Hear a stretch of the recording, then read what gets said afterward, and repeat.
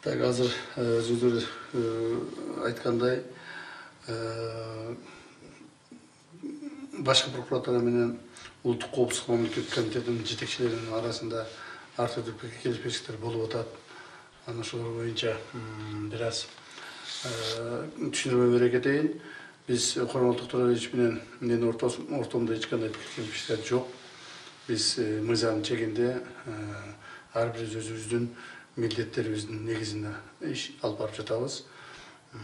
Ал эми адамдардын кармалышы боюнча да туура мына 2 күндөн бери биз өтө бир чоң таможняда коррупциялык схеманы кармап алып чыктык. Ошонун негизинде мына кече түнү менен иштеп 8 адамды кармадык. Алар кимдер? Алар ошо таможня иштеген таможниктер, жана ошо баягы жүктөрдү декларация кылгандар, жүк ташыгандар, ошо Кытайдан Өзбекстанга жүк ташып өткөргөндөр транзит менен. Негизинен бул жерде чоң суммадагы коррупциялык схема иштеп турган. Азырынча алдын ала айтуулар боюнча миллиард сомдон тегерегиндеги зыян келтирилген бюджетке.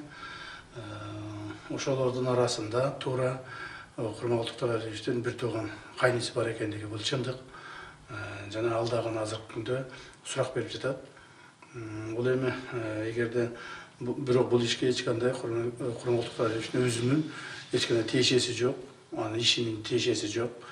Эгерде анын кайниси камалса, мыйзам чегинде мамлекетке зыян келтирсе, келтирген зыянды толуктайт, анан мыйзамдуу жазасын алат. Эгерде андай болбосо, ал жазалуудан бошотулат. Аны менен бирге дагы бир жолу кайталап айтайын, 8 адам кармалды.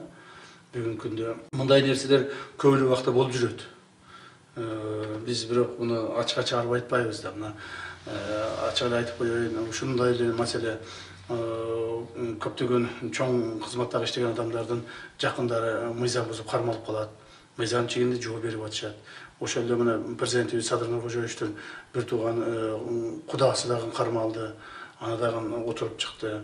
Садыр Нуркожоевичтин бир тууган агасынын бир тууган бажасы погранслужбада ошо постто начальник болуп турат эле, ошо Достукта. Ал да кармалды. Азыр мына мыйзам чегинде өзүнүн жазасын алып, срогун алды. Мына менин деле жакындарым анча баягы өкүл балам кармалып атат, жана башкалар кармалып атат. То есть мамлекеттик чоң кызматта иштеген адамдардын жакындары мыйзам бузган болсо, аларга эч кандай аябы болбойт. Башкалардай эле, башкалар жөнөкөй адамдардай эле болуп, алар дагы жазага тартылат. Жана муну биз ушул боюнча урматтуу президентибиздин бизге койгон тапшырмасы бар. Ошо тапшырмасынын негизинде биз эч кимди аябайбыз. Эгер мыйзамды буздуңбу, мыйзам чегинде жооп бересиң.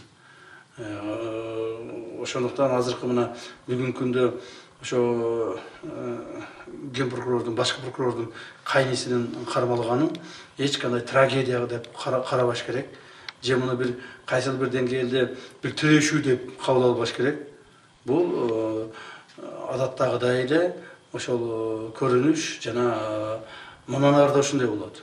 Кайсы бир мамлекеттик чоң кызмат иштеген адамдардын жакындары мыйзам бузса, жоопко тартылат.